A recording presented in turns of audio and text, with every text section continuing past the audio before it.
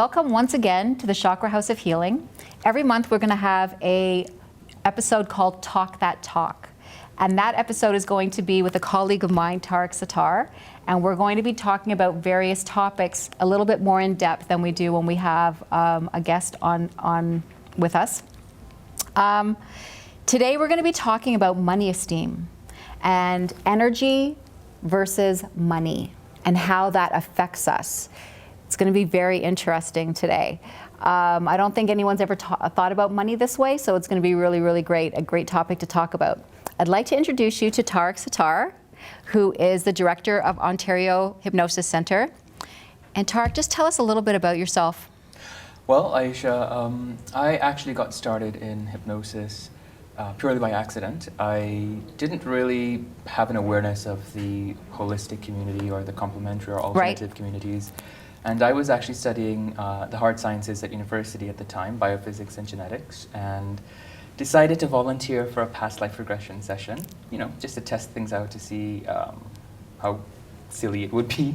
But I went into it with an open mind, just wanting to have a true scientific exploration of the process, and ended up having quite a phenomenal experience. Didn't believe that it was an actual experience. I thought, I was making this up. But over the next few months, found myself more and more relating to it, and then changed my studies and studied hypnosis, studied psychology, sociology, religion, metaphysics, and one thing led to another. I know, you've got like everything under your belt. You are like the IQ in Tariq. Well, I know, you've been saying that to me over the last little while. It's like he starts talking and I'm like, oh my God, he's using words I've never heard of in my entire life. And I'm starting to edit those words down. Can you use words that are only five syllables long, and let's what we call the $10 words, yeah. But yeah, once I started exploring this field more and more, initially in my head it was science versus the esoteric and the metaphysical, but I've come to realize that they're actually just one and the same thing, and we're just using different language to talk about the same thing. So what we want to talk about today is energy, and how that relates to money. But I think what we need to start off with first is, what's energy? Right, and I think this is an important point to kind of define, because it depends on where you're coming from. We have so many different backgrounds. We have religious backgrounds, we have cultural backgrounds, we have educational backgrounds, and when you use a word like energy, people will have different concepts of what energy means to them. And so we can explore energy from something of the spiritual nature, and we're talking energy of the non-physical world and the things, that affect us in a way that we can't really see, but we know that it's there. But how about if we talk about energy like quantum physics? We also have energy of quantum physics. Because that's really, at the source of things, that's what energy is, right? Yes, and usually when I teach, and I'm talking about the nature of energy and how it affects us with respect to consciousness, our conscious mind, our subconscious mind, quantum physics is definitely something I go to help us recognize the fact that science and spirituality are not in any way separate. They're exactly the same thing. Exactly, because I think that people always think about energy when a healer is talking about energy, they're thinking it's some kind of voodoo thing, right? Where really, it's physics. We're talking about the same thing, everything being made up of energy, everything, breaking it down to electrons and protons and quarks, and what's below that is energy. And if you think of something like the aura, for instance, we know we have an energy field around our body. We do have an electromagnetic field around our body. That's simply because in your red blood cells there are free radical electrons. As the blood flows in your veins, it's like an electric current flowing in wire. So it generates a magnetic field around your body, creates your aura. It creates different types of energetic fields that we don't have the technology to measure just yet. But if you look at the nature of quantum physics and how when you reduce everything, so from the table to your shoes to the cells of your body, if you reduce it to its most basic components and you go beyond atoms and electrons and protons, there's nothing there.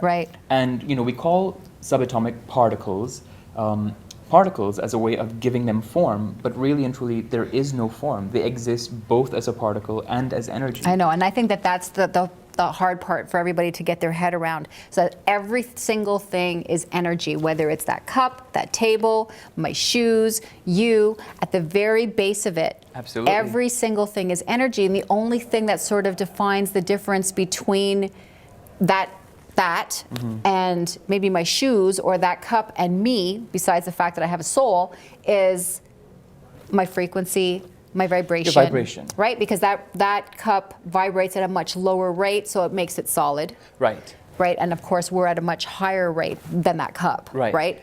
And so we have these different concepts again, and there are some traditions that says the cup does have a soul, but it's just not something that we can understand. Right. And we want to explore the nature of energy from as many diverse perspectives as possible, because over the years and the studies that I've done, I've found that people tend to lose out on a lot of really valuable and relevant information simply by looking at something and saying, oh, that doesn't make any sense. And they dismiss it without even giving it a chance and without truly allowing themselves to explore that concept. And one of the concepts in energy that we're going to be talking about is thought. Your thoughts are energy. Right, so that brings us to the law of attraction. Right. Right. And so when we're talking about thoughts, I mean, most people aren't aware that it could take as little as 16 seconds for a new neural pathway to be formed in your brain. And if you are thinking a particular thought over and over and over again, then what you're essentially doing is creating a specific neural pathway in your brain that corresponds to that thought. So what I'm going to do about the neural pathways, when I explain this to my clients, I kind of think of it, I try and talk about it with them like roads, like highways. Right. So every time, for instance, if I'm thirsty, I'm going to drink out of that cup, and if I'm thirsty, I'm going to drink out of that cup, and if I'm thirsty, I'm going to drink out of that cup. But now you want me to start drinking out of this cup because that's better for me. Right. So we have to sort of create a new pathway that makes me now, when I'm thirsty, drink out of that cup instead of that cup. Absolutely. Right. And you can observe how neural pathways basically code your entire life. Right. So when you engage in a particular behavior over and over again, you live in that energy over and over again. It becomes something that is almost automatic for you. It's your default pattern. And you can observe it in terms of how you get dressed in the morning. Are you even aware of which shoe you put on first, right or left? And most people aren't, because they don't think about it anymore. There's a neural pathway that's dedicated to put this shoe on first. Right. And something... And they say that we live on autopilot 97% of our lives, Absolutely. right? And so something as simple as changing which shoe you put on first can begin to disrupt that automatic pattern of living and bring you into living more mindfully. Right. Bring you into living in a way that you're not just allowing the energy to just run on the same frequency all the time, but to create Which is good. And that's what we want to do, right? So now when we talk about energy and money, right? So money is very important to everybody. Energy is very powerful. Money, being one of those things that's part of being everything, is obviously energy. It is. Well, everything is a manifestation of energy. I mean, if you look at a $100 bill, that paper doesn't really have any value apart from the value that we have placed upon it. Right. So we have as a collective have agreed that this bill, that's $100, represents a certain value. And there are resources behind that, or so we're told, that supposed to sustain or support the value of this piece of paper. But, if you have a certain mindset that causes you to feel a certain way about yourself and your own personal worth, then that in of itself speaks to how you are able to attract what we have chosen to represent worth, which is money, into your life. Right, so we're letting money define us. Right, so we're saying that if I have this much money, this is what defines what kind of human being I am, or what my worth is in the world. Yes, my success, my value, my importance, where I belong. We have chosen to take our power and put it into this piece of paper. Now, I'm just using money right now to represent this. It could be, your clothing. People have expensive clothing or expensive homes and cars. Which we need money to buy. So at the basis of it, we have this thing that we have said, this determines the value of who I am. But then what if you don't feel so good about yourself? What if you don't think you deserve happiness? I've had lots of clients in the past that have a lot of money. I mean, my background is financial, and for years and years that's what I've done. And I have clients that are wealthy and they're not happy. So to me, it's like we let the money define us. We're really, we talk about our jobs, for instance, and we'll say, this is my job, it's what I do, it's not who I am. And we have to sort of change our mindset when it comes to money and say, money is just what I need to get through life, to get the things that I need for my most basic primal survival. But it's not who I am. It doesn't define what kind of person I am, whether I'll be happy, sad, successful, whatever. success is not all about money. No, and I agree with you, that is absolutely the case, I would say, the greater part of the time. There are some people who have come to define themselves according to how much money they have made, and if that's your thing and that makes you happy, and hopefully you're earning that money in an ethical way, then absolutely. See, I differ with you on that, because I think that they need to change their mindset, because money is not who you are. You can't allow that to decide if I'm going to be, if I'm a good person or a bad person, or what if they lost their money the next day? Does that mean that they're now like a nobody? Not necessarily, but someone who has come to define themselves in terms of how much they've earned would probably then go right back out there and earn it all over again, because it's what is important to them. I agree with you. I think anything that is physical or material should not be used as a basis of defining the self. Because the self, if we're looking at who we are apart from our physical body, I mean, think about it. If you were to suddenly color your hair blonde and, I don't know, grow it longer and wear different clothing, are you not you anymore? That's not the case. You're still who you are. And I think it's the same thing with people. Like when people don't have money, and I've noticed it because I've worked with them. So when people are just getting by and they have scarcity, they say things, first of all, their confidence is low. Right. They feel like they can't have a good life. They feel like, their self-esteem is really low. How they think of themselves is low. Their worthiness is low. They feel like they can't fulfill their life's purpose. Right. They don't know why they're here. They're depressed, right? So all of these things are all defined by money. Yes. But meanwhile, but at the same time, when they say things like, and I keep saying this, and if people have been listening to my interviews, it's like they get on, the perfect example is if you start talking to somebody and you ask me out for dinner and I don't have enough money to come with you for dinner that night, and I'm like, sorry, I don't have enough money, sorry, I don't have enough money. And this is where we bring in the laws of attraction. Right. By saying that. You continue to perpetuate that cycle. Right. Of not having enough. But in some cases, I believe individuals who have a healthy relationship with money, they've come to recognize it as a means to an end and not the end in of itself. Right. I think that's okay. Because they're not letting it define them. Exactly. We live in a material world, and so we need material things to be able to exist. And unfortunately, I find those who have come to define themselves according to money, and money being the end and not the means to an end, I find individuals like that may not be as happy when they have lots of money. Because it doesn't make you happy. Exactly. And so finding the happiness within and then recognizing the things that allow you to access that state of happiness more often. Right. Will be perhaps one of the things that money can assist you in doing. So I don't think it's necessarily a bad thing to have money as one of the sources that help you to find happiness or to create happiness. I mean, you can create happiness. Can't that be the reward? It could be the reward. The reward for your hard work, the Absolutely. reward for thinking from the end and creating something out there that makes you happy in your life's purpose, and Right. the money for that is the reward. And that's exactly it. It's money can be that tangible thing that you're working towards to create for yourself the opportunities to find a happy life. Right. But for some people, while they need to have that physical, material thing that they're working towards, which is money in this case, I think that's fine.